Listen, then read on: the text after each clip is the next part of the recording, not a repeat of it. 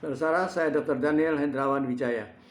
Pada kali ini saya akan bicara tentang hal-hal tentang uh, imaging test yang dipakai untuk diagnose hipertiroidisme.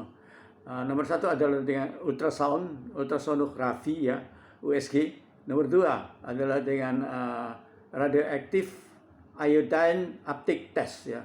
Nomor tiga adalah dengan thyroid scan ya. Tentang ultrasonografi ini ya, pasien disuruh berbaring di atas sebuah meja ya, terlentang ya, dengan lehernya itu diganjel dengan bantal kecil agak menengadah begitu. Lehernya kemudian digosok dengan suatu gel ya, itu gel atau gel yang water base, yang pakai air, dasarnya air ya.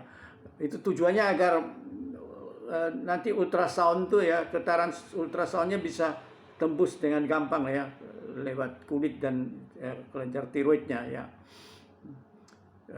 Kemudian itu seorang teknisi atau dokter ya akan memegang satu alat yang disebut transducer. Transducer ini digerak-gerakkan ke sini ke sana kemari ya, di atasnya kulit lehernya itu ya. Dan itu transducer itu nanti akan memancarkan ya gelombang ultrasound, dan itu gelombang ultrasound nanti akan menembus jaringan tiroid dan jaringan sekitarnya di leher tuh, dan nanti dipantulkan kembali. Pantulan kembali daripada gelombang ultrasound ini ditangkap oleh sebuah komputer yang nanti kemudian menerjemahkannya ke dalam suatu, merubahnya menjadi suatu gambaran dua dimensi ya.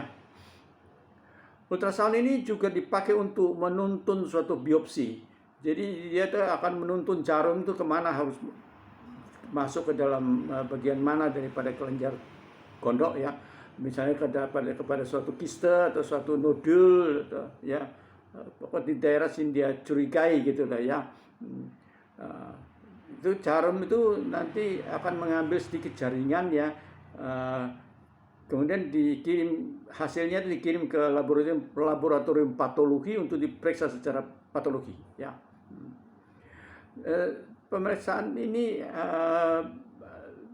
bisa menemukan adanya kiste, thyroid nodules, adanya thyroiditis. Thyroiditis itu baru keluar hasilnya setelah ada hasil keluar dari laboratorium patologi ya.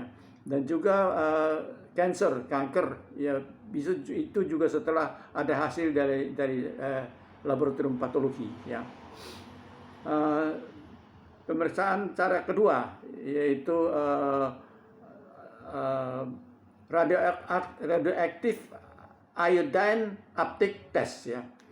Orang itu ya, pasien itu disuruh menelan kapsul yang mengandung dosis aman daripada suatu radioaktif iodine ya, yodium radioaktif ya, ditelan ya. Kemudian setelah 4 sampai 6 jam ya, orang itu dengan duduk di scan tuh dia punya kelenjar gondoknya ya, di scan dengan alat yang disebut gamma probe ya. Di situ nanti dilihat ya banyaknya yodium radioaktif yang diserap oleh kelenjar gondok ya. Kalau penyerapannya banyak ya, wah itu mungkin di dalam kelenjar gondok itu terdapat banyak hormon tiroid, yaitu tirosin dan triiodotironin, itu banyak dalam situ. Ya, itu terdapat pada Graves' disease atau pada hiperaktif ya, overactive thyroid nodules ya, yang terbagi atas toxic adenoma atau toxic multinodular goiter ya, atau yang nama lain adalah Plummer's disease ya. Kalau didapatkan bahwa penyerapan kelenjar gondok pada penyerapan yodium radioaktif ini cuma sedikit di kelenjar gondok itu, wah ini berarti dalam kelenjar gondok itu hanya ada sedikit hormon tiroidnya kita tahu bahwa pada tiroiditis itu banyak hormon tiroid terjadi kebocoran tuh ya, sehingga banyak hormon tiroidnya yang bocor dan masuk darah dan menyebabkan gejala-gejala tirotoksikosis pada hipertiroid itu ya. Ya. Jadi tentunya di dalam kelenjar gondok cuma sisa sedikit ya hormon tiroidnya. Nah, di sini kalau dia menyerap sedikit berarti yang ada hanya sedikit hormon tiroid. Ya, ini mungkin suatu tiroiditis ya. Cara lain lagi ya, yaitu dengan thyroid scan. Thyroid scan itu bahan radioaktif itu bukan ditelan ya, tapi disuntikkan dalam pembuluh darah vena ya, intravenous ya, disuntikkan. Kemudian pasien disuruh berbaring terlentang di atas sebuah meja dengan kepalanya itu menggantung ke belakang itu deh. Kemudian lehernya difoto dengan suatu kamera, gamma kamera ya.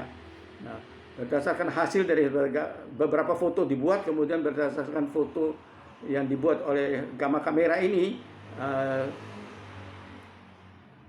kelenjar gondoknya itu di scan ya, dicari ya apa adanya nodus, apa ada kista-kista atau perubahan kanserus yang menuju ke arah kanker, atau adanya peradangan atau ada pembengkakan ya di situ ya. Itu imaging testnya ya. Sekarang tentang pengobatannya ya. Pengobatan daripada hipertiroidism ya. Ya satu ya obat nomor satu yaitu propylthiouracil atau PTU, atau pakai itu yang namanya metimazole atau yang merek dagangnya tirosol itu ya. Nomor dua yaitu dengan yodium radioaktif, dipakai yodium 131 radioaktif. Itu berupa pil, ditelan, yodium radioaktif itu ditelan nanti akan diserap oleh kelenjar gondok. Kelenjar gondoknya itu nanti setelah menyerap itu yodium radioaktif yang masuk dalam kelenjar gondok, dia akan merusak itu kelenjar gondok, bagian-bagian kelenjar gondok yang menghasilkan tirosin dan triiodotironin dirusak oleh dia, sehingga orang itu nanti akan menjadi hipotiroid, bukan lagi hipertiroid, tapi dia fungsinya menurun, hipotiroid. Dan untuk seumur hidup itu untuk sisa hidupnya dia akan selalu, dia harus terus makan apa yang disebut hormon tiroid sintetis ya, misalnya Tirax atau levotirosin ya.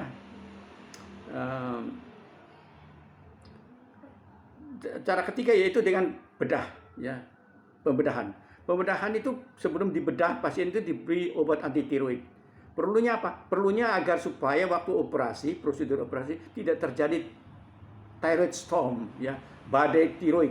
Badai tiroid itu berbahaya, bisa merenggut nyawa tuh ya.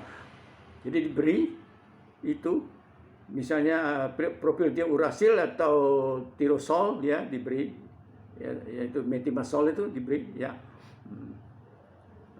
Kemudian kelenjar tiroidnya diambil sebagian atau seluruhnya diangkut, disingkirkan sudah ya. Jadi orang ini nanti kemungkinan besar ya selanjutnya akan menjadi hipotiroid juga ya, lalu hipotiroid juga, dan dia juga akan terus harus makan hormon tirosin dan tirax ya, levotirosin dan tirax ya, harus makan. Nomor 4 yaitu dengan beta blocker. Beta blocker itu untuk apa? Untuk mencegah adanya gemetaran di jari-jari itu ya, dan juga jantung berdebar-debar atau nadi yang terlalu cepat ya. Ini nadi bisa di atas 140 per menit ya. Jadi diturunkan nadinya biar tidak terlalu cepat ya dengan beta blocker itu ya. Dan juga dengan beta blocker ini untuk mencegah adanya aritmia, yaitu nadi tidak teratur tuh ya. Sekian saja uraian saya tentang hal-hal lanjutan tentang hipertiroidism. Saya harap saudara menyukainya, dan kalau demikian halnya harap tekan like dan subscribe agar saudara pada kesempatan pertama akan mendapat konten-konten saya yang akan saya terbitkan berikutnya. Terima kasih.